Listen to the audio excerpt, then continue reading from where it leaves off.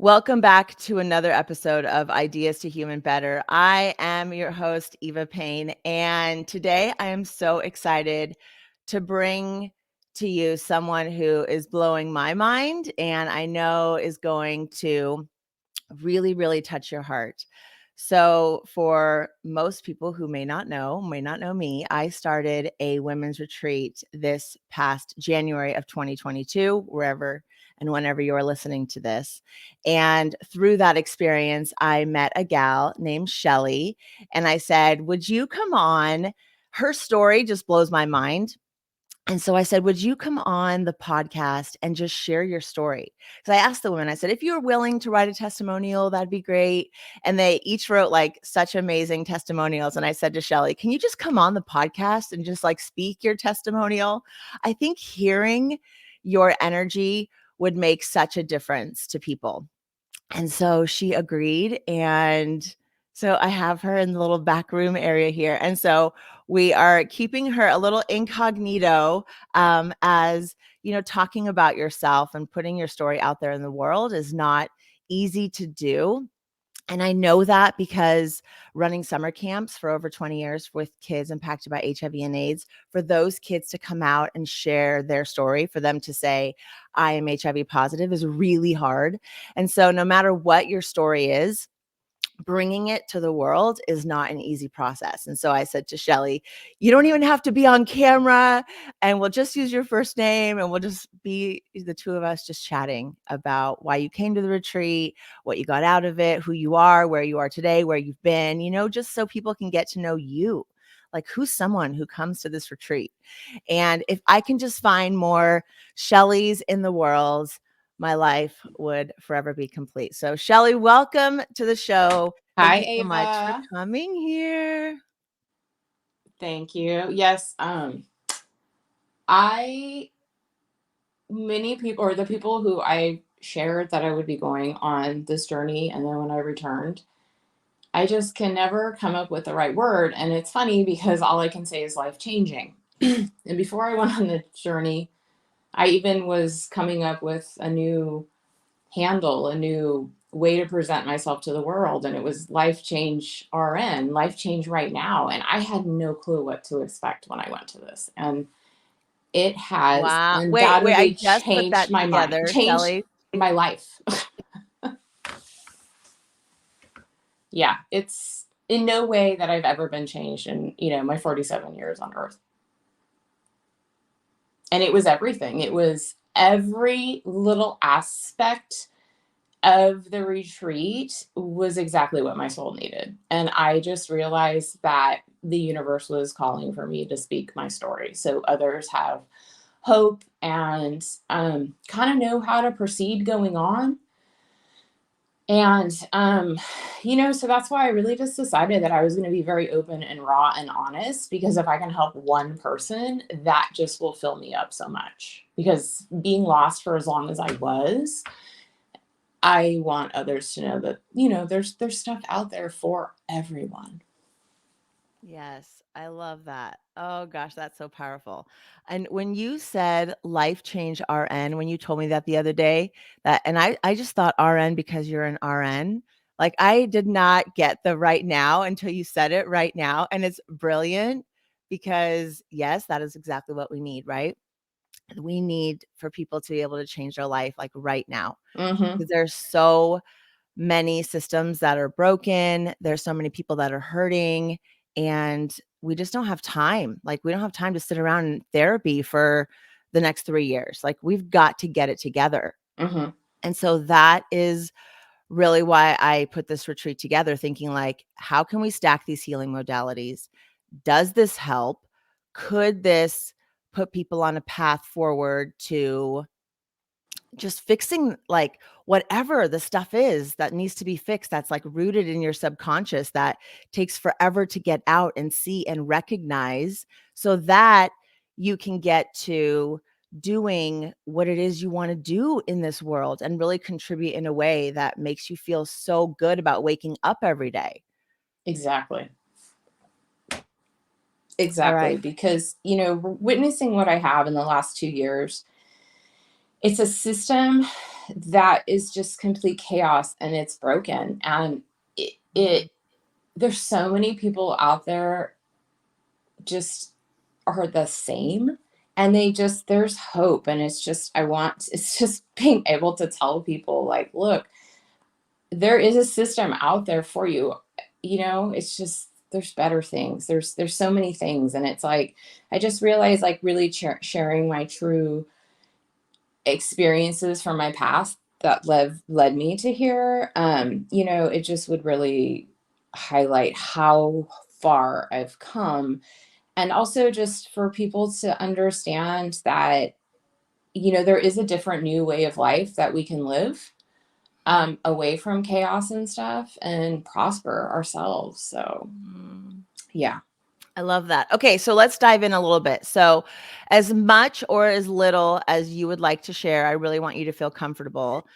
Can you let the people who are listening and watching know, like, who you are? Give us, like, the archetype of who you are. You don't have to say, like, where Mhm. you live or whatever, but just somewhere in the United States, Yeah. what do you Yeah. do and what brought you to the Flow Life Retreat? So, I am a registered nurse, and I'm 47. And I say that because I let people know my age, because the actual journey I took with the psilocybin and everything actually occurred on my 47th birthday this year. So it's very significant. But I was raised very conservative, in the 80s, and so it was a very just say no to drugs. I never used anything. I literally followed the rules of everything going on. Me I went away too. to college. I thought I was doing everything I was supposed to do, but what I really wasn't doing was finding myself. I thought I was attempting to find myself, but it wasn't in the way that I now have that knowledge to know, myself. And so I also was grown up in the 80s where, 70, 80s, and 90s, there was nothing about self acceptance. So I was a little bit overweight. And it was something that, I developed complete body dysmorphia for, gosh, I mean, it still affects me to this day, certainly not as significantly, but, I was raised in that kind of diet culture mentality forever. And so, it was very, very hard to feel accepted at all. So I see right now how everybody's so accepted for everything about themselves. And it makes my heart leap, because that was not my experience. That I was just always more concerned about fitting in. So that meant following the rules, because I didn't fit in my mind physically, because I didn't look like anybody around me, and I didn't have anybody telling me, positive things that were significant enough, to make the impact. It was the stuff that was insignificant, or, the stuff that has now laid a foundation that I'm been healing from. So that's something I throw out there, because I really think that's important for people to understand how complex trauma is for people, and how deep it goes. And then when you throw on 2 years of mass chaos, and you already have these deep seated issues that you've tried best to deal with, or however, or not, is most likely what's happened, you haven't dealt with them, then it's no wonder there's such a need for healing and mental health and acceptance, and for people to be open and honest and saying, I need my mind to heal. I need different kind of help than what you're giving me. And so, it wasn't until high school I started turning to art, because it was my way to rebel. And it was because I was good at art, and it was something that other people weren't doing. And so I was like, I kind of like this. I was trying to soothe the ego. But the reality is that I had ADD. And I think I've had really bad ADD. And I think it calmed my chaotic mind. Mm. And I'm telling you this because one thing you really wanted me to address was, why did I turn away from art? And I think the reason, why was I artistic and then not? And I think what happened was, the art calmed my chaotic mind. The ADD, the massive amounts of thoughts, just everything going on that I couldn't organize. Yes, I was a smart person and I did well in school, but I had a major processing issue. And so art for me was something quick that I could grab onto, that could give me instant fulfillment and creativity. And I could be in the now at all moments while performing artistic things. Yeah. That is why I did art. Wow. That's so powerful. There's no parameters around art. There's no this is right, this is wrong. It's I've always been the same way too. Whenever there's anything that there's a correct answer for, I shouldn't say never. I'm not great at it. But when there's gray, I can ride in the gray all day. Like, I love to be able to just express and be, and that there is no right or wrong, that it's just open. I guess and so I think that's what art allows is you could put one brush stroke, you could add cinnamon or peanut butter to your Mm-hmm. project, you Mm-hmm. can do different things, where in so much of the world we're taught 1 + 1 is 2. But what if it's not? What if it could look a little different? It could pull back and look at it in a different way, So it's beautiful that art also helps you with that chaos in your mind. Mm-hmm. So what does that feel like to you? Or how does that manifest itself? So how does it actually slow it down? I'm just curious for you. Because I'm able to be physically in the moment while I'm doing the art. I think this is why I gravitated Mhm. to it, why I gravitated to photography, um, and all of those things, because I just really could like sit there and work on these projects that were really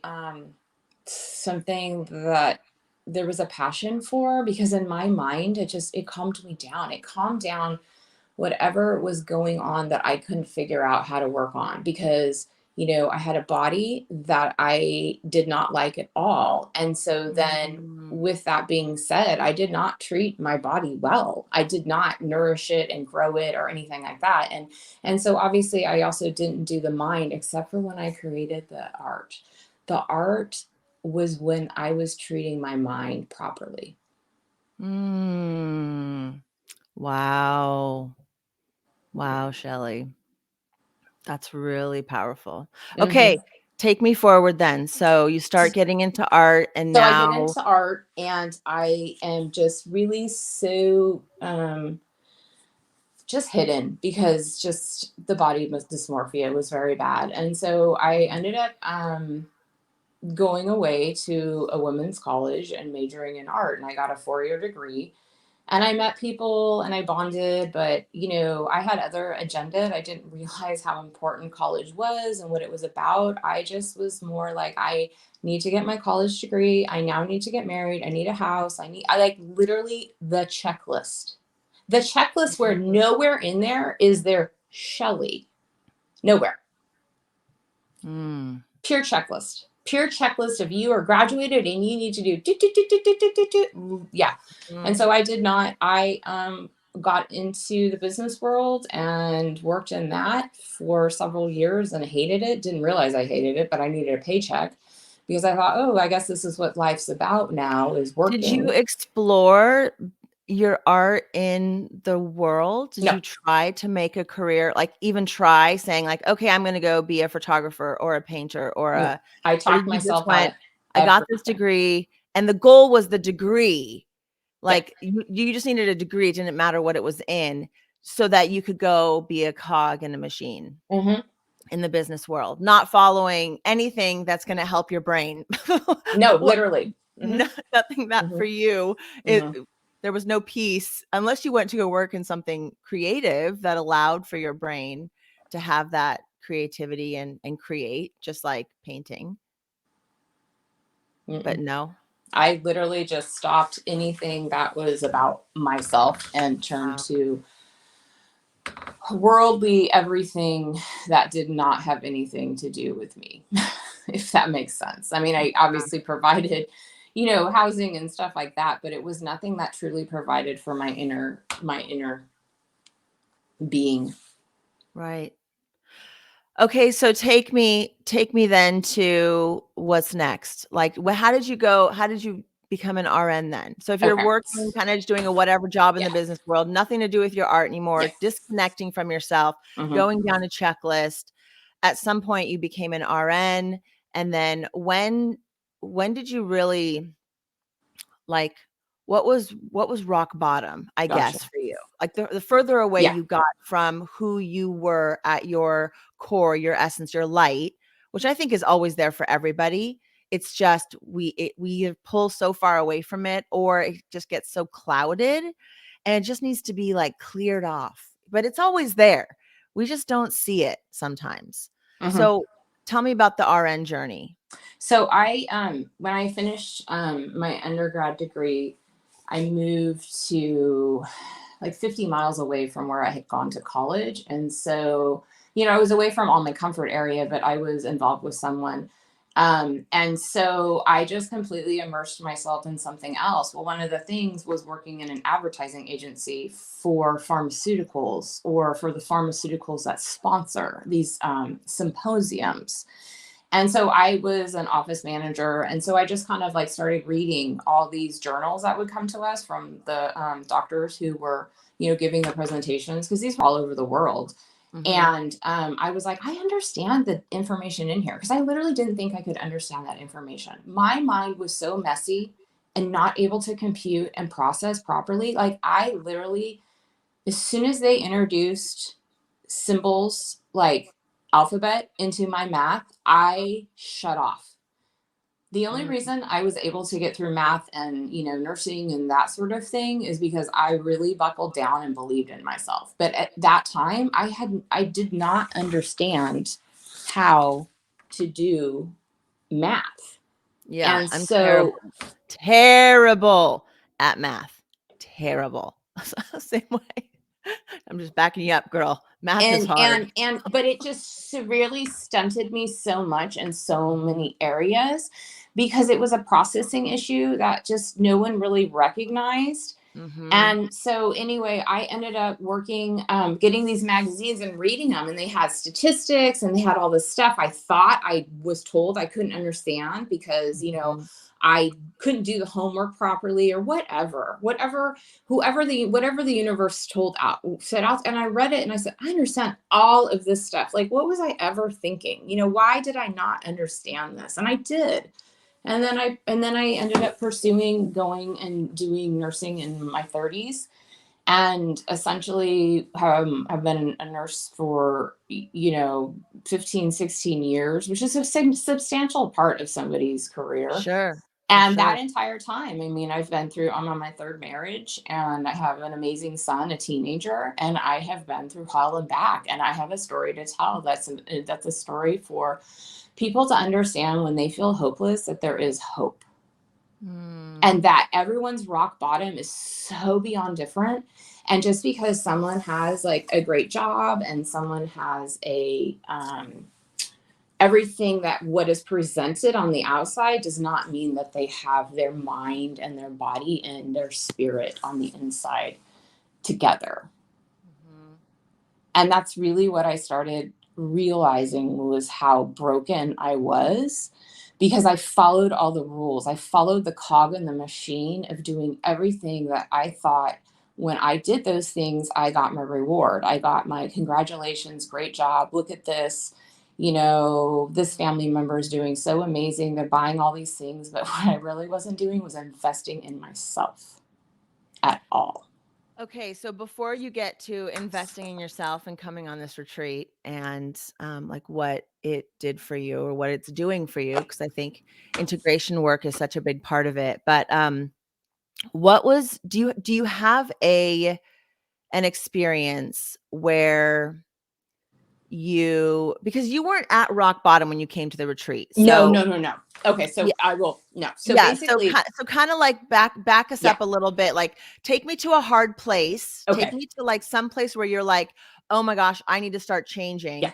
You start doing this work for yourself. Mhm. And in that process of doing the work, you find the retreat. So kind of Perfect. take me on that journey right there, that part of your So when I got in the cog of the wheel, I started on SSRIs at 18, and literally took those for 25, 27 years. So what that means is I had no feelings at all. I was literally a flat affect person. I probably I never cried when both my grandparents died very soon after one another. And I still haven't to this day, because I was so flat from these medications and what they did to me that I didn't know how to process or to do anything or how to proceed or, go forward. And so in a sense, I became just, completely lost is what happened. Is for 20 years, I completely devoided myself of what true emotions are, what true feelings are. And so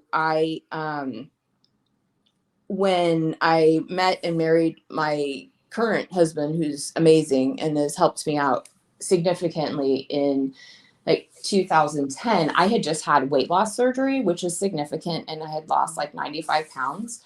And so I was on this insane high. Well, I wasn't on any medication at all. He met the real me. And it was really great. It was a whirlwind relationship, but there was really something between us. And there is still something. I mean, I've shared, we're really working on stuff, and it's so great and satisfying. And so I just started to get lost for about 9 years. And what I mean by that is it was almost like I went back on SSRIs once we got engaged, and I turned into my shell again. I turned into that flat person that I had no clue who I was, because I had dreams and ambitions, before I became the cog. And I had dreams and ambitions when I met him, but then I had fear take over. I had this insane anxiety, and I had just had this weight loss surgery. And then I'm like eating, and I can't figure out, why do I keep eating? And there's just all this rattling, going on in your brain. And if you're not able to balance it properly, you're going to have a recipe for disaster. And that's exactly what was starting to brew. And so, because I was working night shift, I worked in an ER. I had tremendous amount of responsibility. My doctor was giving me prescription meds for sleep and anxiety, and I was taking them as prescribed. But then I noticed the prescriptions ran out quicker. So then I was turning to alcohol, and I was like, wow, alcohol can get me drunk in 15 minutes. This is amazing. And then it just became like this just horrific cycle. And then finally in 2017, I was like, I can't do this anymore. Like, I was a true functioning. Like, most people didn't know what was truly going on behind the scenes in my house. And, also taking your SSRIs, which at this point aren't doing anything, because really for me, I became an addict. I truly became addicted, because when I didn't have the alcohol, my body craved it. My body screamed at me, you better feed me. And, I went away to a rehab, an outpatient. I'd come home, it was during daytime, and I'd come home, and it was really, I learned a lot. They gave me so many tools. They gave me half the tools that we did at your retreat. But here's the situation. No one ever asked about my chaotic mind. They just looked at a professional, very successful woman, family, child, husband, car, whatever you want to paint as what appears to be okay. And none of it was okay. I have a processing problem, and I couldn't figure out how to put all of this stuff together to truly help myself to succeed, and all of these amazing tools that I'm supposed to use to get sober. And I just couldn't. I couldn't do it, and I struggled horrifically. And it just when you have any kind of addiction, you just continually struggling, and then it just becomes, you hide yourself. And then I went into another position, and I went into a night shift role where I literally did not talk to people for about 2 years. It was very minimal contact. I could desperately see how I literally was pushing myself so underground, because I was so just, I don't even know what the word to call myself, because any word to think of is going to be so incredibly sad. And there was nothing else. I didn't know any different except for to hide. It was like a hiding from like who I truly was, and just getting into such a horrible depression that like I did not know how to get out of at all. And then of course the world blew up in March 2020. I had started doing a little things in July 2019 when I started recognizing that I'm at my bottom. I have my family that really supports me, and I am employed, and nobody knows any of this stuff going on. I just couldn't get into the meetings. I couldn't get into AA meetings. I just didn't understand. It just didn't resonate, any of the stuff out there. And so about this time, I just somebody that was in my life, in my high school life, passed away, and I had lost touch with her. But she had been one of those amazing souls that there wasn't anything bad about her. Like, she was the true meaning of love and light that I have always desperately wanted. And so she passed away. And then just tons of stuff started coming up. My health started failing in a way it had never failed before. My relationship started failing. My relationship with my child, like, everything was just like a domino. And it was also me. I physically and mentally and spiritually was done. And so I realized that I had all the tools to help myself, and I need to figure out how to. And I just started scrolling. I just started scrolling all the time on the internet. That became my outlet. And it was my way to escape from just everything going on around me, whether it was good, bad, or whatever. And so the universe just started sending me messages. It started sending me ads for different ways to think about how to stop drinking. And so I listened to that, and I really honed in on this idea of sober curious. And it saved my life because it allowed me to view alcohol in a different way that nobody else had allowed me to, because they had said you either need to go to AA and it's an all or nothing, find a sponsor, or it was a religious base. And I just wasn't in tune with that. So I couldn't fit in with this. And so I just gradually started following what this was. And I realized there was a huge community. And I didn't realize I don't talk in these communities, but these communities share with me every day, just by whatever words they're saying. And so I just gradually, took on a different relationship with alcohol.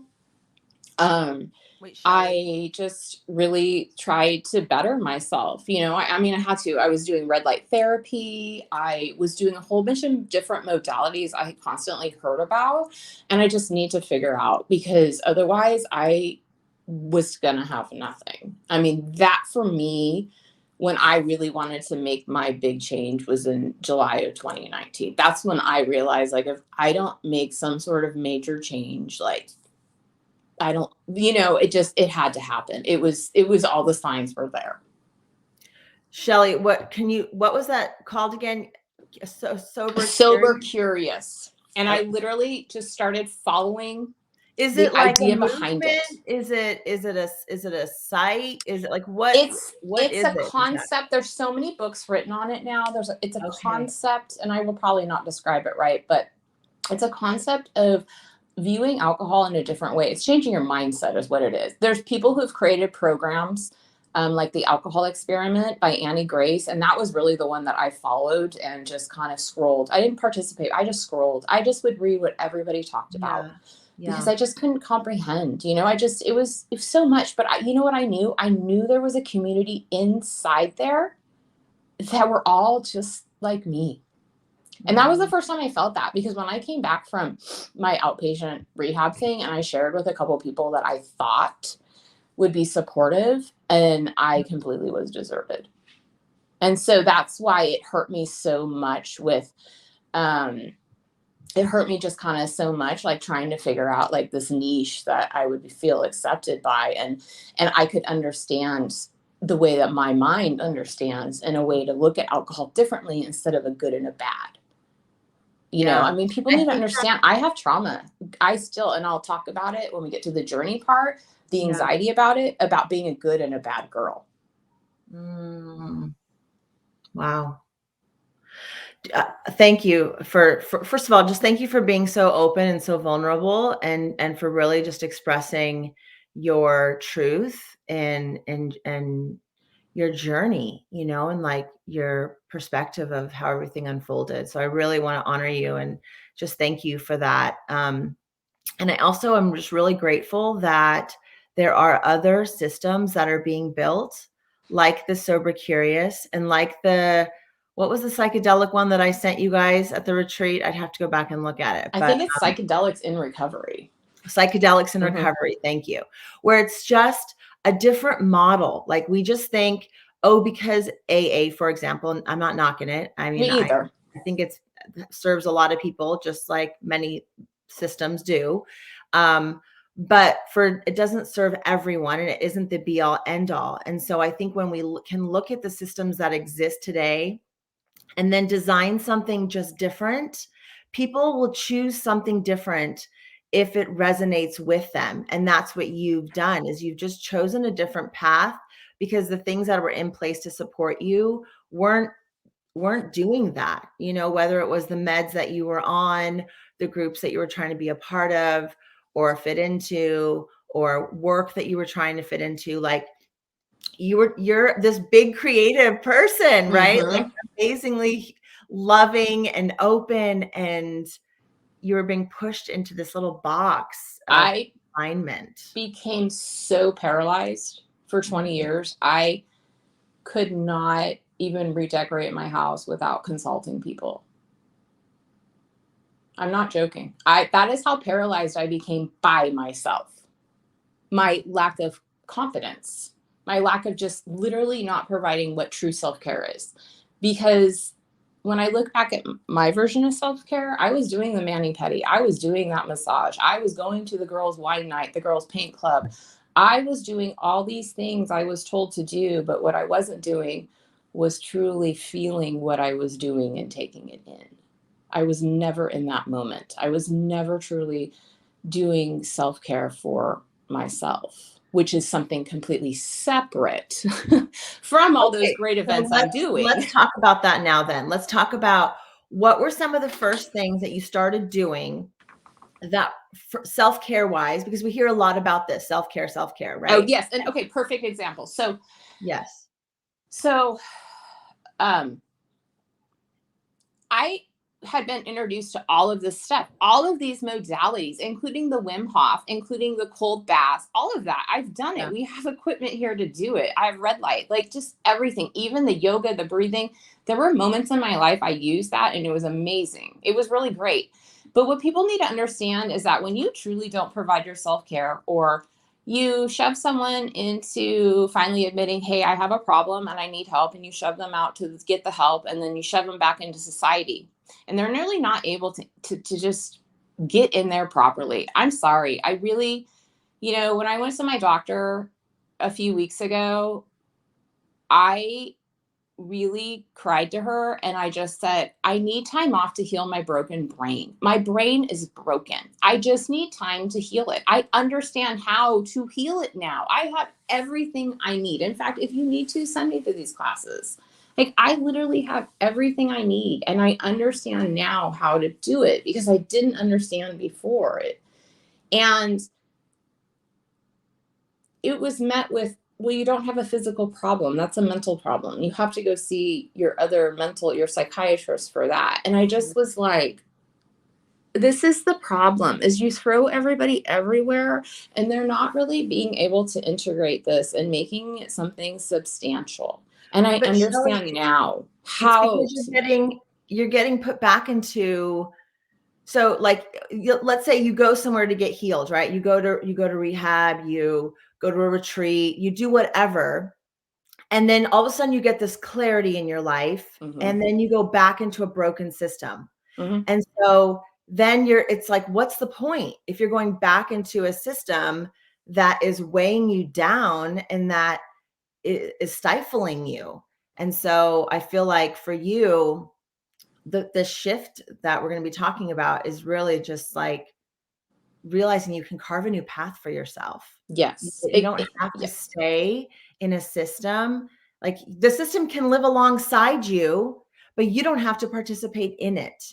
And that can look really different for different people. But anyway, so you're talking to your boss saying you need help because you realize it's not this external stuff. Like, I need to go heal. I really need to heal myself. Yeah. Like, I was talking to my doctor and it was my doctor and I'm just crying to her, like, my brain is scattered. I need to heal it. Like, I really need help healing this. And I did not tell my physicians that I was going and psilocybin. And I'll tell you why down the road. And I literally but they just said, I'm sorry, I can take you off for 4 days. And I took advantage of it. I mean, certainly, but it's just, our whole system needs revamping. Everybody needs to rethink everything. It's almost like certain professions need true sabbaticals. I understand now why teachers have summers off. You have to recoup. You have to re-energize and reignite that passion to then carry on year after year after year Mm-hmm. with all the challenges and just everything going on in your private life, and, with the kids, however it is. And I'm realizing that it's probably the case in the healthcare society, especially those in these really intense situations. But I'm Mm-hmm. just realizing in general, it just needs to be completely rethought to, help so people aren't getting to their bottom. Right. Like, why do we allow the bottom to happen? Because the entire time, my story is all with me under the care of medical providers. Right. So basically, once, I realized the sober curious and other ways and doing things, and I really attacked it. And I mean, I still struggled. And that's the point of being sober curious. It's to not label alcohol in one way or another. It's to have the mindfulness, and it works for some and it doesn't work for others. And that's the beauty of it. So I want to go back to, let me kind of circle back around to the self-care idea here, because there's something shifted in you. So a lot of people are not even aware that they need, that they're just so in it, they're just coming home and they're like, oh, at the end of the day, okay, let's just drink a lot of wine, and or whatever it might be, or just disconnecting on their phones, or not pursuing joy, just kind of letting life just pass by, doing whatever they're doing. So at what point did you say, oh my gosh, how I am existing? I need to do some real self-care. And how is that different from just the mani-pedi? There was a shift somewhere for you, or was there It not? was, it was sometime in that July 2019, because I wasn't making priority for meetings or being surrounded by people who supported others, for their choices, making better choices. I wasn't socializing appropriately. I was literally barricading myself at home to drink alone. And I just didn't feel whole. I had such a dim switch going on. I didn't feel whole, and my relationships were severely affected. And I really thought about those relationships and what they meant to me. And for me at that time, it clicked. And there were, I think there were just other factors that made it all click. It was my my to understand it all. Literally, I feel like it was my time to start utilizing everything they told me to do and actually do it. Maybe it'll make sense to do it and not rebel. Or maybe I need to put myself first. Because even though I had the weight loss surgery, and in a sense, you put yourself first to have the weight loss surgery and take care and do all of that. And I followed all these diet things. They did not do mindful stuff at all at that time, but mine's 13 years old. And so I can kind of see why a lot of the habits from overeating and all those anxieties and all of that, just everything just started creeping back real well. And it was because I really wasn't taking care of myself, my inner person. Yeah. I was focused on everything else but me. Okay, let's talk about this journey up now. You're coming up, you're realizing you need to do a lot of self-care. Yeah. So then, I really do. I mean, once March 2020 goes, it's just a free for all for a lot of us. And so a lot of the stuff I had realized that I had been trying to do, losing weight and even intermittent fasting, had really helped get rid of a lot of this body dysmorphia and the diet culture. It really did. It reframed my way. And but you just had the constant anxiety at work every day. And so I was drinking very heavily, but I just was I can't do this. I can't do any of this. And so I bought a bath bomb, which I love bath bombs, but this one has CBD. And I've used CBD before and it's never had an effect. And in this case, it had an effect. And it had an effect in a way that CBD has never had an effect, or anything, from the hemp plant. And then it just began my exploration of taking care of myself and really dealing, with myself and my drinking and stopping it and stopping the insanity of this anxiety that I have going on. The anxiety or the insanity of the world, because the real catalyst was even though I was on psych meds, mind you, and I had also finally realized that I had ADD. And so I had gotten, using concierge medicine, I'd gotten a prescription and it was helping. That ADD med was finally helping that chaotic brain. It was calming it down. And I literally was able to get a calendar out and put stuff in a calendar and organize myself. I was able to like set up things and stuff I had never realized like that I could do. So that really was helping. But obviously, like the world around is very rough and those responsibilities. And I started developing feelings of like suicide that I had never developed in my entire life, like ever. Wow. And they were so vivid and scary that I reached out to my husband because I've never had that before. And I knew too much. And I knew, you know, I needed help. And so I reached out to him. And then, you know, that kind of really then started our quest to just do something different because the medical community just wasn't helping for what I needed. You know, they really looked down on different modalities to help get people clean. Right. And so that's really kind of when this whole process started. I took 4 days off of work because nobody was taking time off work because there was nobody to fill in. And I literally slept for 4 days at a stranger's house in an Airbnb with my husband. And it was the most amazing thing that we could have done for ourselves because we had not been able to sleep. We had not been able to like take a deep breath for anybody. And then that was in July too, this time of 2021. And then I just really started purging and healing and focusing on myself and doing all the stuff that I had forgotten that I could do. And it brought me to you because I still, you know, I was looking at ketamine treatment. It obviously didn't feel right. Like I reached out to 2 places, but because I admitted I had the alcohol use disorder, they were like, oh, we need to get a note from your doctor. I'm like, my doctor doesn't support ketamine. I asked him to refer me and he told me it was only for people who want to kill themselves. And I remember thinking, I write on your stupid form every time I talk to you the most extreme form of depression. Like, do you read, do you understand, like the stuff that I'm on is not helping. And I just was like, so it just didn't happen. And then I knew about psilocybin. Yeah. Psilocybin. And I had, because I'd scrolled forever and ever from ADD.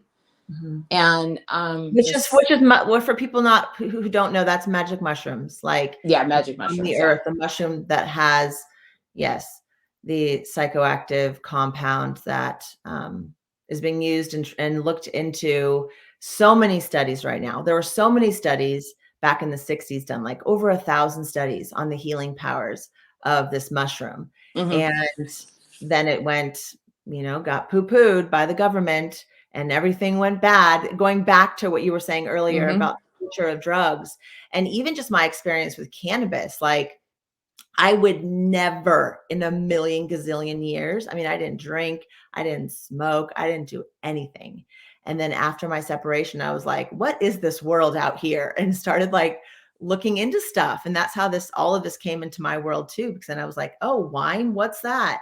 And you're right. That does have this very like, it takes things away, but it also, it's just, it's heavy, you know, it's just this heavy energy to it, alcohol. Yes. And, where cannabis for me is something that's very like opening and creative. And if you're going to go into an art project, I mean, I guess people just use it just for like hanging out, whatever. But also I think used intentionally, it can really, for like an artist or someone, wow, the places that your mind can go. And it was like vilified. I mean, I would give pep talks to people. I was the one I worked at this radio station in Nebraska, and I would go into like the DARE graduations, you know, in the schools and like tell kids, just say no to drugs. Like I was so proud like to be that person, which most drugs, I do think we should say no to. But there's things that come from the earth that are meant to heal us, that have been healing people for thousands of years, that have been vilified. Exactly. And when you really look at the research and the data around things, like you find out, wait, maybe there's another alternative than just the medication that the pharmaceutical company is pushing. Maybe there's a way that I can heal that's not going to take 2 years in talk therapy, which would be an alternative, right? Like maybe there's another way. And I think when you start to open your mind to just even the little thing, like just saying yes to cannabis. Just see, like a very, very little amount, like if it's legal where you live, Right. see, like open It's your mind to it and put away your prejudice and put away the stigma that you've had when you were, if you're my age or Shelley's age, we're 2 years apart. So if you grew up in that era, it's like wild what the amount of stigma that is still attached to this space. But I believe that once we get past that, and we're going to need to really fast, the healing that can happen for people is going to be ridiculously powerful, and we're going yes. to fix these systems in such a way that's we can't even imagine right now. I think it'll be so innovative, and I can't wait for us to step into that space more. Absolutely, because once I started researching the ketamine, and I had already, already known, about basically magic mushrooms because it's been talked about so much nowadays, and that's why I say this was all just the universe for me. This was all for me. It was. I saw your ad. I reached out to you. We Mm. spoke. We spoke a long time. I realized, wow, there's somebody that like has something in common with me. And like, wow, she was really cheerful. I like cheerful people. I need to be around more cheerful people.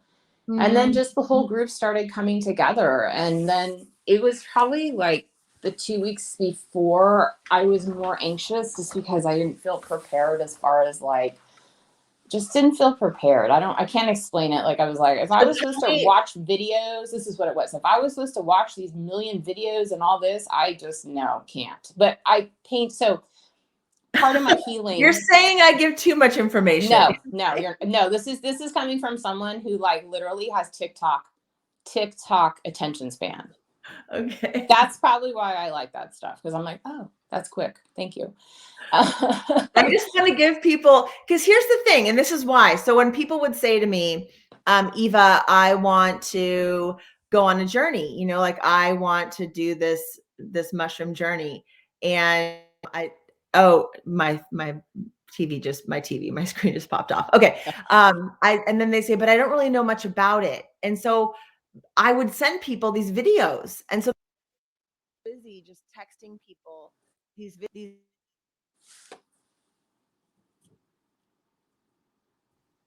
My mic just went out. Can you hear me? Yeah, I can hear you now. Okay. Um,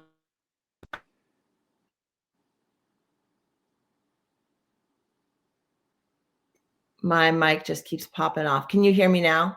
Yes, I Still? can. Okay, sorry, Shelley. Um, so so then I just decided to make a preparation tab on the website, because then I just Mm-hmm. thought I'll just send people to the tab and then you can go watch all the videos instead of Mm-hmm. me texting them individually to people. So it wasn't like you had to go watch all these videos. Maybe I need to like make that clear to future people. It's just a resource. It's just a resource. So if you wanted to know more about psilocybin and the journey and what people experience and the research behind it and all of that, I just wanted it to be in one place that was easy to send people to. But I totally appreciate that you were like, yeah, no. So what was your experience with psychedelics? Had you had any growing up? Had you like most No, people nothing. talk Like to I me said, like, I've been yeah, I was very, it's 18 been once. very say no to drugs, like just everything, just, but hey, alcohol is okay. So it's just been very, you know, yeah, yeah. And like I said, I just followed everything that the doctors would give me. Yeah. And that's what I thought you're supposed to do. And then I just, when I had the issues where I had feelings or I had those thoughts come up of harm, I knew there's something else out there. Like this is not normal at all for anybody. Yeah. And But besides this, what made you then say, like, here you are scrolling through Instagram and you see this retreat? What was because there like? I was at my point, I was trying to find somebody because my doctor would not support me to do ketamine. So I had gotten numbers for, people who would, and they'll do the recommendation for it. Right. And I was like playing phone tag with them all the time. And I just was at a point where I was like, okay. And then I saw for Flow Life. And I'm like, what is this about? And I read through it and I'm like, okay, there's something here. And then I reached out, we talked. I literally did no other research. I only knew that it was seeing great results in people that were treatment resistant, which at this point I was treatment resistant, but nobody had ever talked to me about PTSD or anything complex, secondary, because it's all there. And nobody cared for me. That's my job, I agree. But when you're so broken and you can't care for yourself. And so I just knew there was something way better out there in here, for me to be present and for my family and for myself, because I could not continue feeling the way I was feeling. I was feeling much better than I had been, particularly because I was no longer drinking at all and not even having like the desire to drink, which was amazing. But there was just something else out there that I needed to uncover. Mm-hmm. Yeah. Okay. So then you say yes to this retreat, which I was so grateful for. And I got to tell you, the most amazing thing is like seeing the people who came in, right? Like when you create something out of nothing, it's just an idea that I had. Like, gosh, I've run camps for so long. Why don't I just do a retreat? And why don't I bring these healing modalities that works for me and that I believe in? And what if we put it all together and we make it like we're like our own camp summer cabin, like a cabin of girls, like just loving and supporting one another and like, whatever, let's just see how this goes. And you said yes, and you just seemed like such a cool person. I was like, I'm getting such cool people. Like, I felt so like thankful to the universe that, I had no idea who was going to say yes, who was going to resonate with that ad, who was going to on the phone with me and be like, yeah, that girl's not crazy. Like, I believe her. I believe she really has good intentions. Sure. I'll trust her. And then, here you are, like showing up in Oregon for this weekend journey. So how was it? How, like, let's So talk about I the experience. literally Or is did there no anything else you want research. to add pre? I did no research. I just went. I literally followed my intuition. Like I've never followed my intuition in my entire life. I just knew there was something better and this was my opportunity to be something better. And I remember driving to up to the airport and I remember just like talking to the universe. But realizing I was giving intention without realizing it was intention now. And I think it's because I had been slowly taking off different, layers as I made my way to you. The painting, I started doing all the paint by numbers. That was helping significantly. I was starting to order those meal delivery systems. And so I wasn't like burdening myself with like going out and shopping because my depression was so bad that I literally could function at work and probably put all my energy into that. Come home, be a little bit functional here, and then literally just be laid out on my couch in some form, just so beyond exhausted and unable to talk to anybody, purely by my own human energy, nothing else, like nothing involved, just purely exhausted. And so I literally went from laying on my couch and I would do like maybe an hour of painting a night and doing all of that, just like really trying to do something, trying to do a little shopping here and there. So I couldn't even go to the store anymore. Like I couldn't. So I realized since I've been home, I don't lay on the couch. And in fact, my body no longer hurts like it was. Wow. Yeah. That's just like a little like tiny thing of how bad my depression was. Severe depression that I just went to work for and came home and then just did tiny things here and there.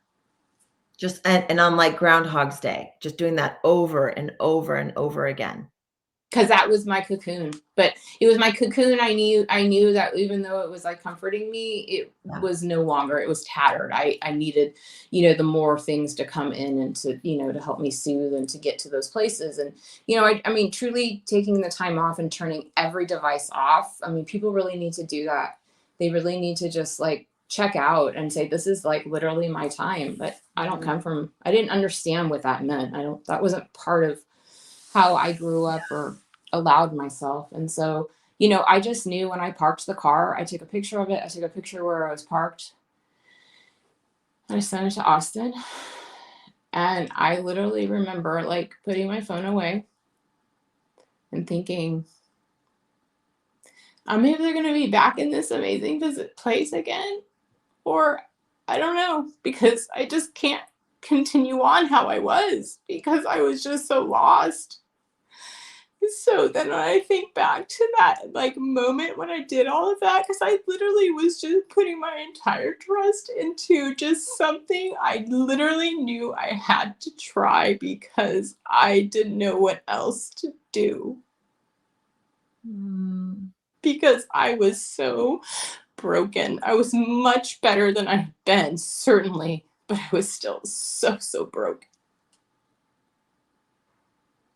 That's why I think when I was like watching this stuff, for me, it created anxiety because I was like, oh my God, what if I can't do it? You know what I mean? Like, it's just really tough. I mean, that's what I'm saying, but that's what happens to people when they've been like so like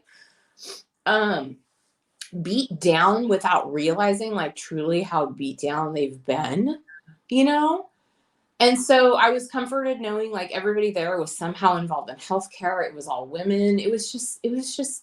It ended up being magical. It ended up being like life-changing. And, you know, I just literally trusted everything. I mean, but there was nothing for you to even really do. It was just be there, just experience it, just allow for the ride to happen, right? Whether it was, I mean, learning from someone in a workshop or hanging out or whatever we were doing. Yeah. You know? And so all the rituals you had prepared, all the ceremony, like all of that was exactly what I needed. It was everything that had been taught to me and I'd seen and I'd felt and I'd heard, and I didn't understand how to incorporate it. And this is what this truly did to me. And that's why I said I finally realized what it means to heal me, what true self-care means. It's not the mani-pedi.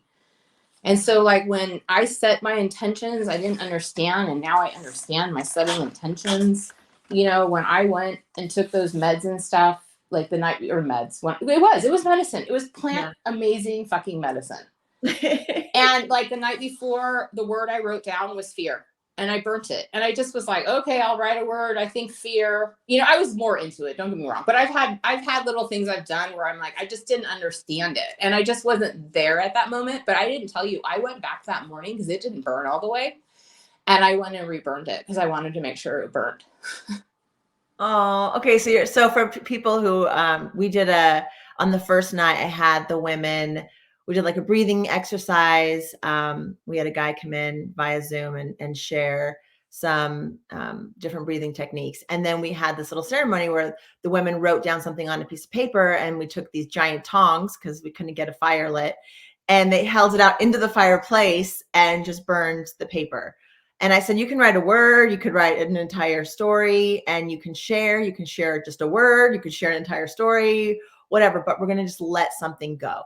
So at least for this weekend, we're going to just put something away on a shelf so we can just be here and be present. And so you wrote down fear. I love that. I love that because sure, I mean, here you are coming into, you don't know, you know, you don't really know me. You don't know these other women. You don't have a lot of experience with psychedelics.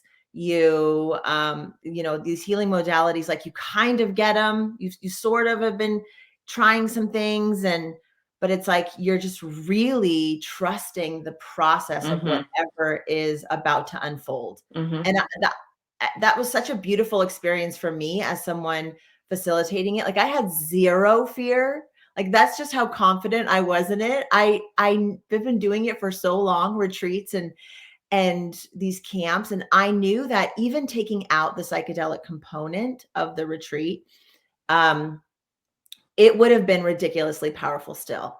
Yes, I agree. That camaraderie of females and being open and being loved just how you are, however you are. There's something so beautiful about that is so healing that in my experience, that I think that then when you incorporate something like a psychedelic into that environment, into that set and setting, it allows for it to work with you in a way that you need, whatever you need. And you get to be on your own journey into whatever parts of you need to be revealed to you. Yep. Mine was, I saw Alice in Wonderland, Circus and Carnival. The they were all alive in their own spirit and knowledge. And then the visuals were syncing with sound. And then I just became lost in all these amazing images. And I was definitely crying and moaning and sweating and like releasing emotions that I probably didn't even know I had. And it's just such a most cathartic way. Just every pre-programmed knowledge and just everything of what I was really trying to release and just be reborn. My medicine bottle, I put change. That was what I wanted, was change. And I needed to feel alive again. Yeah. The fear had to go. My ego was holding me. I mean, just like literally everything. And the hearing stuff, the music integrated, it was amazing. And really the only time I saw images that I was like, okay, let's ground ourselves. And I was never scared. I never researched anything. I trusted this process so much. I did not know what to expect. I am such a researcher. I have researched, like, ayahuasca's on my list, maybe one day. I feel like when it calls me, but I have researched the heck out of that one. And there's just like, I'm still like, I don't know. Haven't done enough research yet. So that's very brave of you to just listen to your intuition and jump into something that like intuitively you knew you needed. And you didn't really even have time. You were like, nope, this is it. I'm doing this right now. Not going to spend a year researching something. I'm just, here's the opportunity. I'm going to take it. The feelings were like every emotion possible, but the biggest was just that feeling of love and wanting that I had been so desperately needing. And it was for myself. It was in myself. It was like, sorry, I wrote down a couple. So like, I remember at one point I was laughing. I was sitting on a sofa, like Mystery Science Theater. Wait, Shelley, can I ask you, is it like a dream? Are you? Yes. So I'm like, yeah. So you're very much aware. I could have like walked dreams. but I could have walked in at any point, and we come in and check. Yes. But you could have been like, yeah, I'm fine. You could have had a full coherent conversation with me at any point. Yes. But you also just sort of disconnect from the world, from the people around you, because you're in there for 6 hours. You're on this journey for 6 hours. So you just kind of fall into like a dream state. So this is like, you're seeing things in like a dream state. Okay. Just for people who don't know. Okay. So we have the candle, the face mask, the incredible music that was all synced, oils. I really use that flat stone instead in flat stone. And in fact, I'm to hold, rubbing it as I'm talking to you, just to remember the journey that I took. Cause it was so it was what I needed. It was just it was reborn. It was cathartic. And so then you listen to the music and the stuff, it just unfolds and you just get lost in this disassociation, but you're there. I could smell the candle. I could smell when you guys came in with the incense. The incense, I could smell, I could feel when you touched. I knew when I needed you and I knew when I didn't.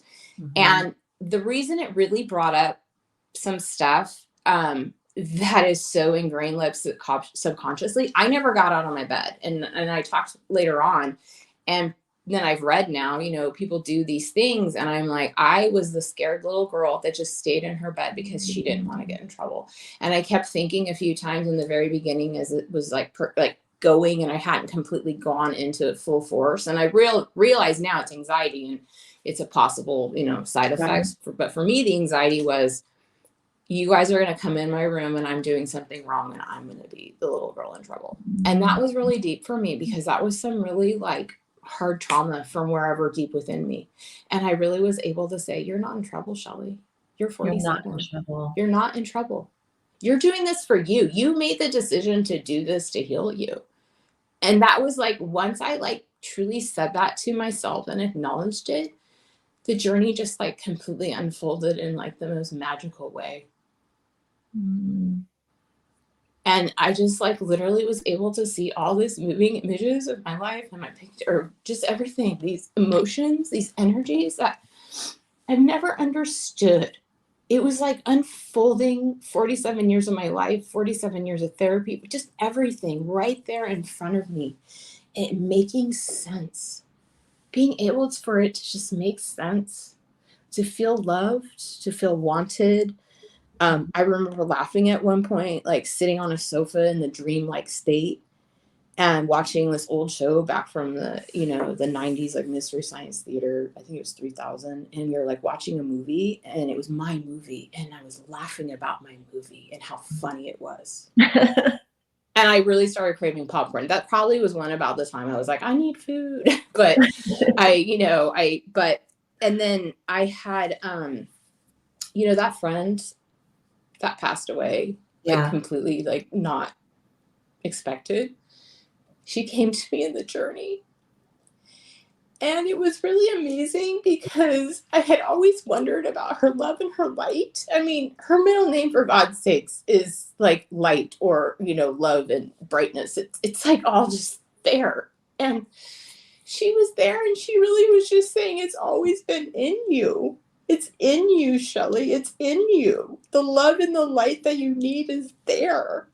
And it was just like super magical because it was what I needed to hear and feel and see, because it came from deep within me. That was all my thoughts, like all that stuff I created to see was everything locked away that I could never get access to with my chaotic life I chose, with medications, with being just so subconsciously beat down by everybody, like a definition that I really was never. And it just provided a way to truly be reborn and feel like I can redefine myself and rethink of myself and rethink of society and how I interact with them in a way that brings so much return value to me that I never knew. Wow. And it just like really, it's been unfolding with my life daily since I've returned. My husband says he met the wife he met when we met, because when we met, I was not on psych meds. I was not on SRSRIs, and I had been off for a little while. And so he met the authentic person. And I never knew who that was because I got so buried down the road.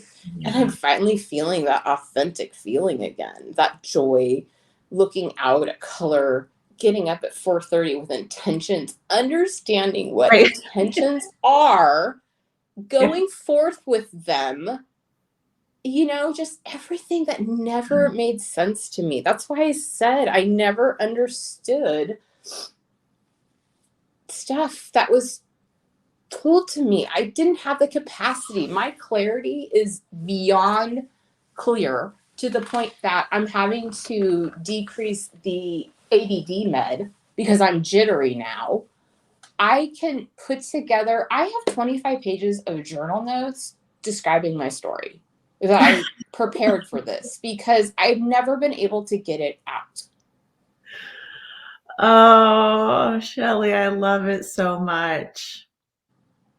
It's profoundly changed me that nothing else would have. Like, that's why I said I realized it was meant to be. The ketamine was not meant to be. Right. All of the other stuff, nothing. It was the mushrooms. It was the whole experience.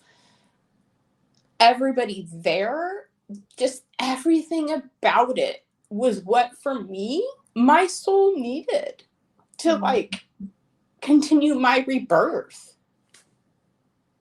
It just makes me so happy. That's why it's like, it's hard. It's why it's like, when people have asked how was it, and I just say life changing, that's the only way I can say it. That's why I was like, I have to like truly talk to you with the emotion of what it's emotionally and spiritually done for me that nothing else has been able to do for me. Or, I had moments of it and then I completely lost myself, like completely. But there's so many people that are that way.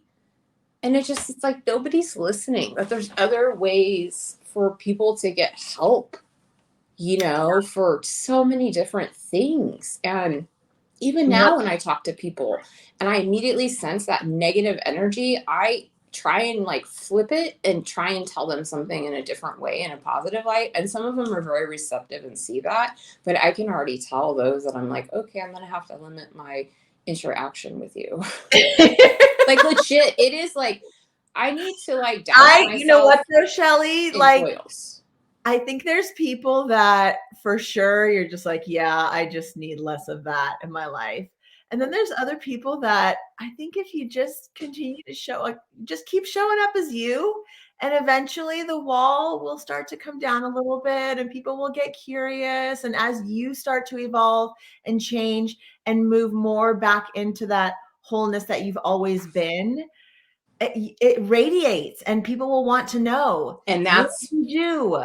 That is what I deeply have wanted forever. And so I think when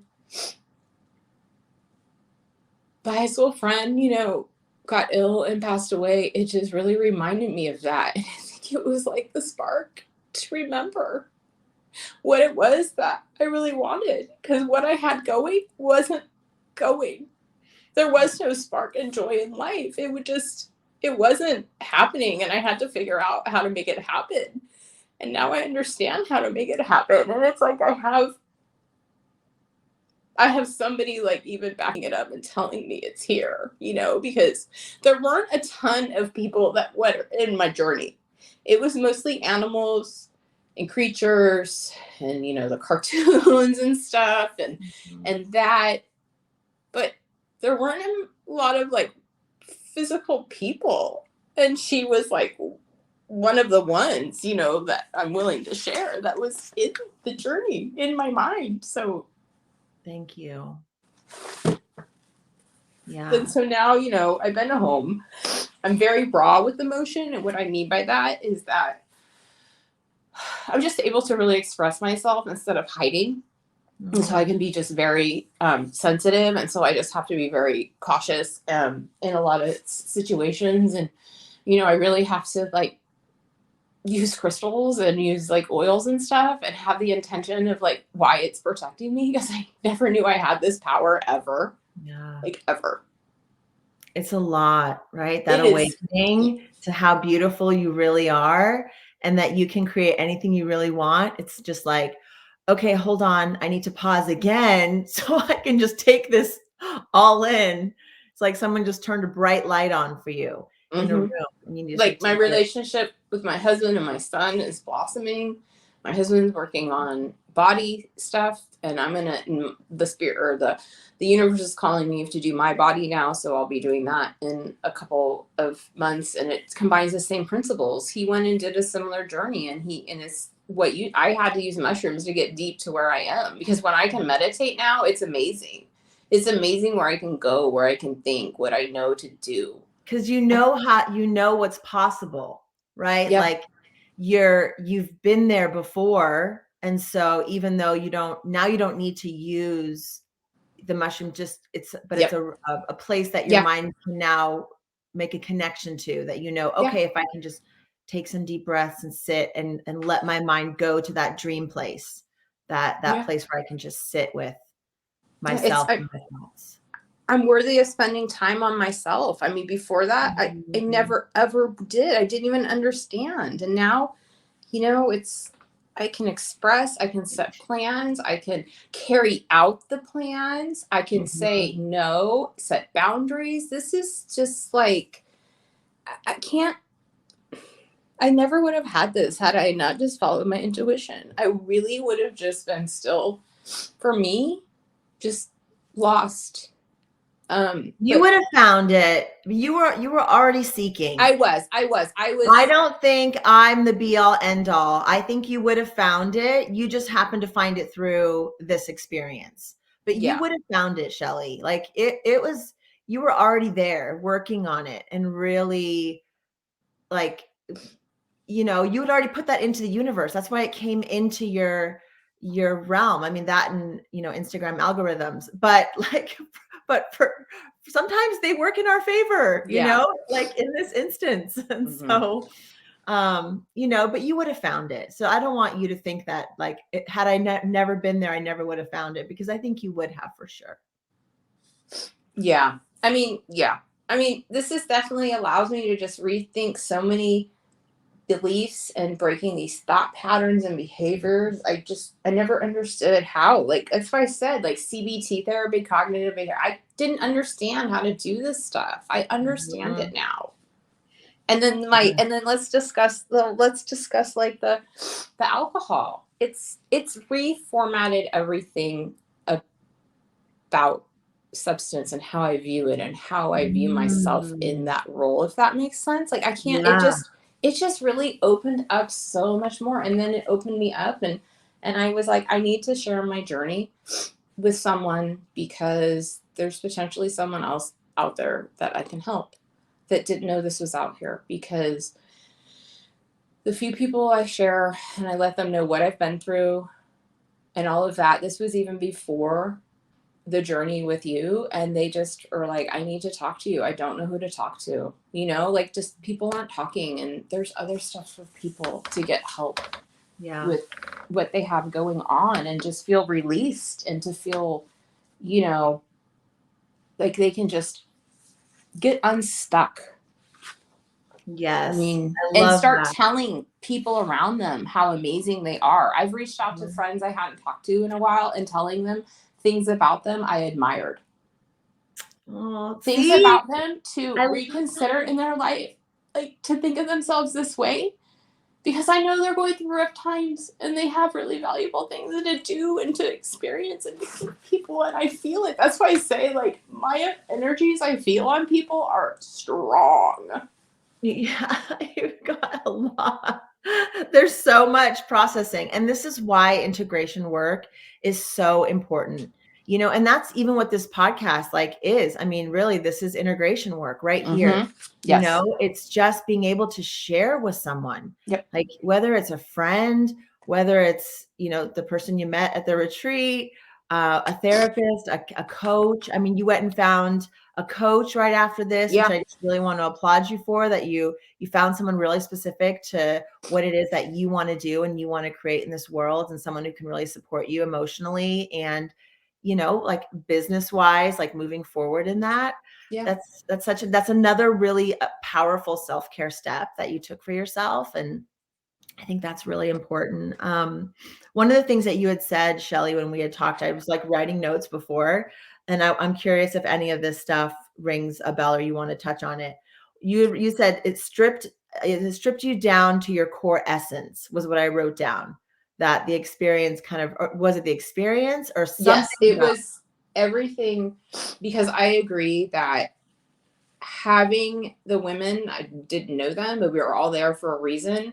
Mhm. And for me, literally letting everything go, not caring what clothes I was wearing, like literally, Mhm. because that's something that had been in my anxiety and in my subconscious my entire life. So I really could never relax and be in the moment and pure and raw and like literally just exposed and let the light come into me to heal. Mhm. And that's what I did. And that's why I said it was everything about it. The food that was cooked for us, the speakers that came and spoke to us, every single one of them spoke to me in such a way that I had never understood, even though I've been presented Mhm. well all of this before. Wow. Wow. And it just, that's why I said for me, it was like the entirety of it and why it's life changing. And it was just small and special. And I just didn't know when I took that picture what was going to happen, but I knew it had to be better than where I was. And I got rewarded like tenfold with what it has given back to me that I lost completely. Mm. Well, this is the power. This is the power. It's not even, I mean, yes, I think at stacking these healing modalities and creating this container that is very loving and supportive is just like the icing on the cake. But truly, this is the power of what the mushroom does for people, and you can see it after study after study. And it's just mind blowing and amazing and beautiful. And I think Mm-hmm. it can really open us up to our Yeah. own healing and our own creativity and remind us that we are beautiful beings of love and light, and we are innovative, and we can just do things better in this world for ourselves, for the people that we love around us. And it's just this openness, right? I mean, it just Yep. gives you a new perspective. It's like you came back to the car that after that trip, and you just were wearing a new pair of sunglasses. You know, you were Yeah. seeing the world through a different lens. Yeah. And Yeah. My that life takes is some now adjusting. changing and moving. It's flowing. Mm, I see colors that are just so beautiful. The universe is beautiful. I don't even want to eat animals anymore because I'm like, their vibration is so positive. I felt the same way. Isn't that interesting? I I want to was be like, I around don't even people feel that weird have about the eating same animals. energy. This vibration, I mean, like I said, the vibrations on people and their energy, it's very powerful. I'm concerned with where my money is being spent because I want to spend it in places that return the energy to me. And just how I'm talking to people and how I'm listening to others talk. And that's why I said it's just, I can feel all the hurt and the pain so much.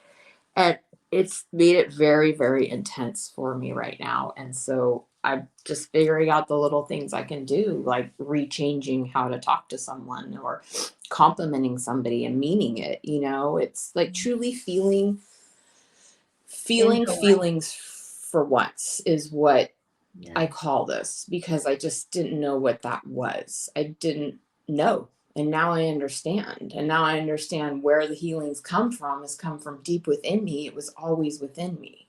Mm. Just didn't know how to unpack it. Yeah, I didn't know. That's what you had said the last time. I didn't know how to process my stuff. I didn't Now know. I have ideas, visions, drive, memory access. You're remembering things. You and then you said beyond life changing. Yeah, that's what I had written Right. down.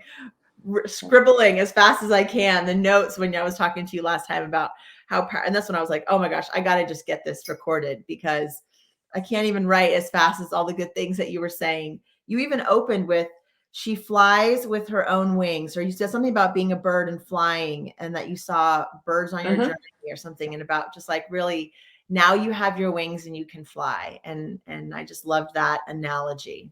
Uh-huh. Yeah, the birds welcome me in with the other animals, and then come to find out the bird and that, I guess the motto, she flies with her own wings, is like an Oregon motto. I was like, I just, it was just everything. Oh, that's what it was. That's why I wrote that down. Yes, the Oregon motto. And I was like, okay, wow. Let me buy a shirt. You know, it just was, because that was what welcomed me in and saying, you are wanted. Yeah.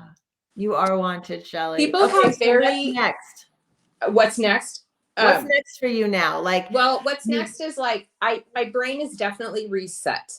My brain is so reset that it feels great. And so I have 4:30, I should really do 444 wake up calls, and setting up intentions and working on myself and my coaching to help other women with various things, such as just alcohol and being frontline medical and just whatever, just women helping women right now, because there's a lot of really lost people that don't realize they're not lost. There are people out there. And so I'm working on the IG, the Life Change RN. It's just Life Change RN. And just trying to bring goodness out, my good energy, and fill it out in the world, and be, I guess, just to live confidently, but to live confidently as myself. I love that.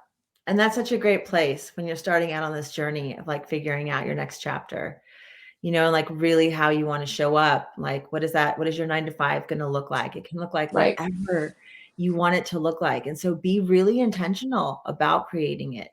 You get to create it however you want now. You're 47. You've paid your dues. You did your 12-hour shifts, many, many, many of them. And that will always be there for you should you need to fall back on it. Right. Exactly. Exactly. And it's, yeah, I mean, it's compared to before I went, it's a complete turnaround. I mean, my husband has to tell me to slow down just because I have That's what I gone told from you last time too. I was like, 0 to nothing. And I weird. understand what he's saying. And I'm not talking like manic, like, blah, blah. I mean, it's truly like, No, yeah. it's lists, it's stuff. It's just literally when I've had 6 or 7 years of just very, very dark times. And then the last 2 being the darkest. Yeah. There's a lot to do. Yep.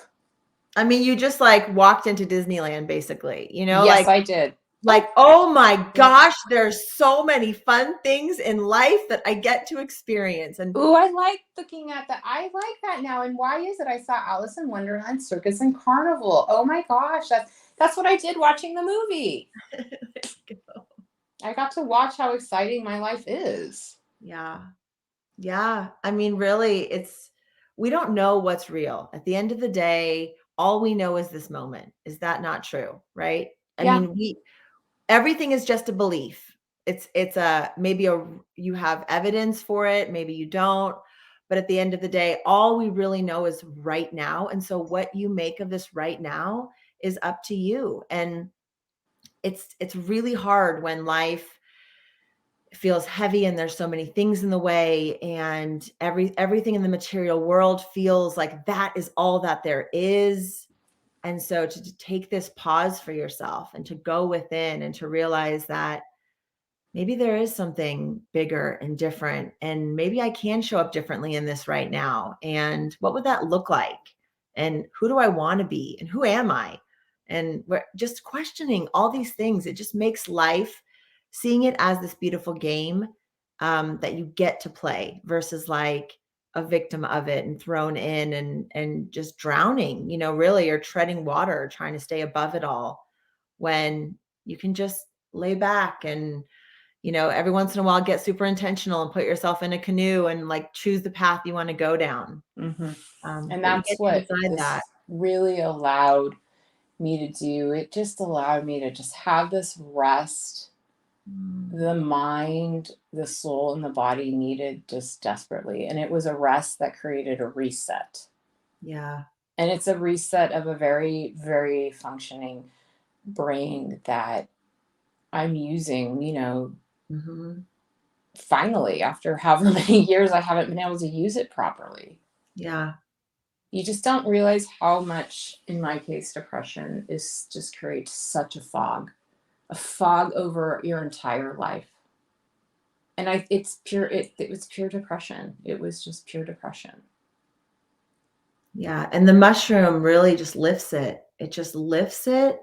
And even if it isn't forever, which the data Right. shows, 3 months, 6 months, a year, kind of just depends, I think, on the other aspects of your life that you change along with it. Because so Mm-hmm. much of, I think, our depression comes from how we spend our doing, right? So how we're showing up in our relationships, but then also how we're spending our doing.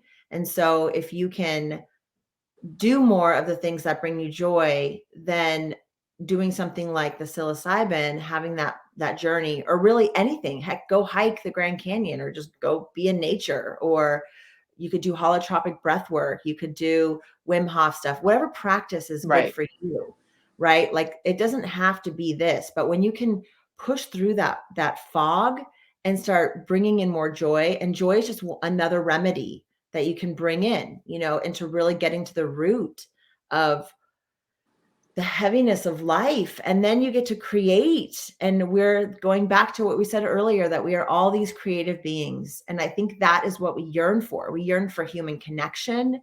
We yearn for meaning and purpose. We want to use our essence, whatever that is. If you're not good in math, you're not going to be asked to do something math related. Like they're not going to make me an engineer ever. The world will be in trouble if that had to happen. But there's other things that I can do. I can create a really cool environment for people to come together and have these experiences. And it's so easy for me, and it feels so in alignment with who I am. It's just, it like feels like there's nothing. I'm so crystal clear on it. And I love that feeling. It's amazing. Like I told you, I will speak, participate, team up whatever. It's just, it's the new thing, just like boutique medicine, finding your own doctors to diagnose and help you. That's what I had to do. I had to find and do this all on my own. And I did it all with my intuition. Looking back on all of it, it is Me pure too. intuition. Me too, Shelley. Honestly, like this idea just dropped in and I went, oh my gosh, yes. Like it resonated in a way that I get lots of ideas, but this was one that just landed in that right spot. Mm-hmm. And it took me the fire behind me and was, I mean, I was going faster than the ideas could even like, I'm like creating it all. And I just had no fear. There was zero fear in it, which was so interesting to me. It was really just this awakening to it after taking my sister through an experience this past summer, you know, in July of 2021. Right. Like I just had this awakening, like, Eva, put this together for women. And then if other people want to do this, show them how to do it. It's not that it's rocket science, right? No. It's like, just get some women It's together. all about it's all about the intentions. It really is. And yes, like be open to one another and teach what you know and bring some cool people in who know some cool stuff that can help you. And then everyone, when you journey, it's very much on your own. I mean, I checked in on you a couple times. Right. I even heard you crying the one time and I went, you know what? She just needs to, she's good. Like it wasn't like, it was like, I could hear the crying was like a settled in release of a crying, not there's different, have many children, right? So I've heard lots of different kinds of crying. And this was one of just let her be, Eva, let her be. And I was like, all right, yeah, she's doing good, right? So it's not like it's hard to create this environment for people to be able to really feel safe. I don't know, maybe there's there's something magical and special about the way we do it, but I honestly feel like this could be recreated and more people could find this peace and also excitement for life that you have. Absolutely. And I think that's what I am so much passion for, is to just let people know and guide them and participate, or in whatever way, just because for me, it makes me realize there's other stuff out there than what I've been doing or told to do, or however. It's just, it's allowing me to just reinvent myself and think about who I really am, because I never knew who I was. That's why I said it's a rebirth, literally on my birthday. Like, this is not. I know that was a wild thing, that it was your birthday on the day that you took the journey. That was like, wow. And then the fact that I really thought about like the podcast and really the intentions behind it and my message. I mean, this was all very organized for me in a way that I don't recall if I've been. Meaning, I know my power, I know my energy, I know where I'm at and where I'm going. Wow. I never could have said that before, ever. Yeah, I love that.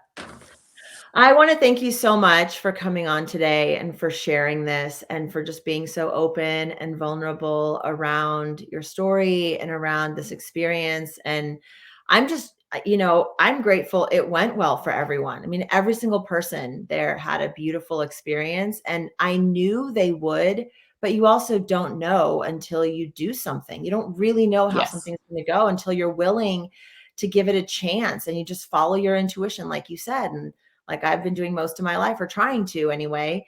I'm not always perfect at it. And there's plenty of things that I don't listen to that I should have.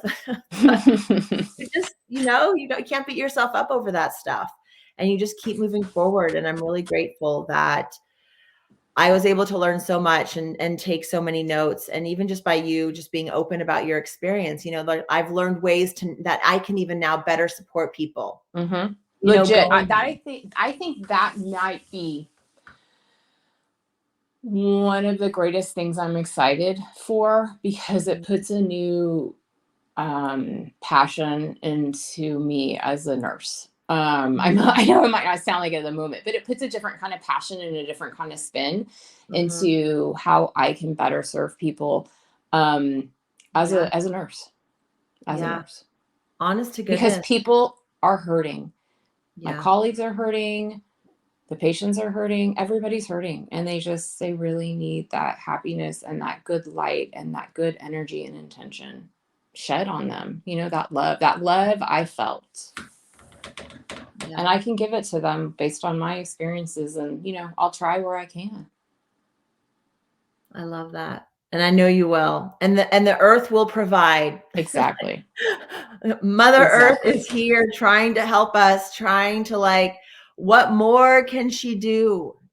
She's just like, what else? How else can I help you awaken that you are a part of this ecosystem here, and that you flow like everything else on this planet that lives and thrives, and there's a way that you can human better. And that's what this show is about. And that's what, I'm trying to help people to wake up to themselves, so they can go into their respective fields and change the world to be better. Like, I think we can be better. No, I not think, I know we can, and we can do it so quick. When I think about, this will be the last point I'll say this, and any final thoughts from you. But when I think about how quickly we were able to lock down the world, I think, okay, good, bad, or otherwise, whatever your opinion is on that, doesn't matter. The fact that we were able to do it says to me that we can change really quickly. And if we can rally around something that is going to propel humanity forward with that kind of zest and fervor, then it's not going to take 50 years, 100 years, blah, blah, blah, to like really evolve humanity. We just need the right idea, and it's out there. It's just ready for the picking, for someone to express it, to step into their power and say it, to create it, to bring that thing into the world. And so we just have to do our part. I just got to do my part. You just need to do your part. And we just leave the rest to, everyone else, and hope that they're doing their parts, because that's all at the end of the day we have control over.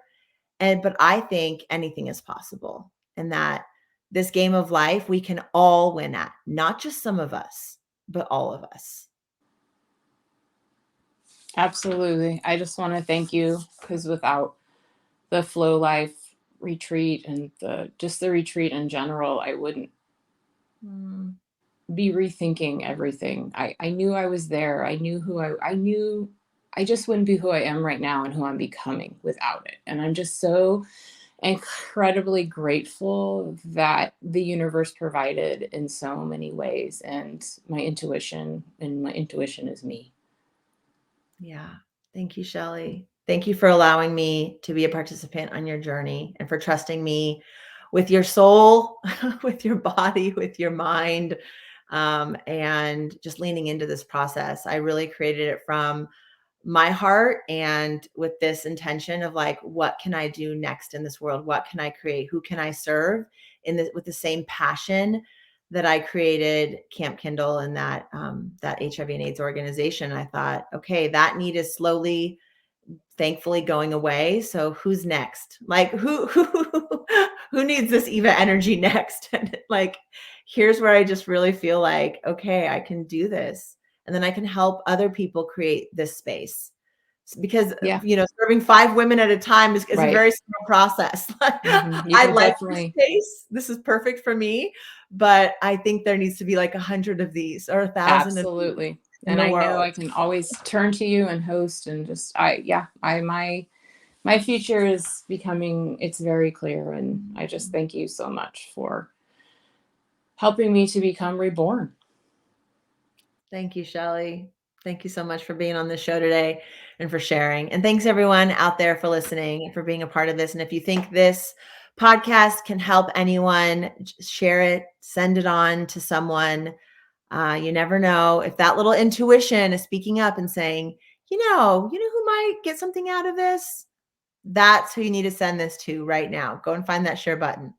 Again, Shelley, thank you so much. And everyone out there, until next time, this is Ideas to Human Better, and I am Eva Payne, and I appreciate you. Have a great day.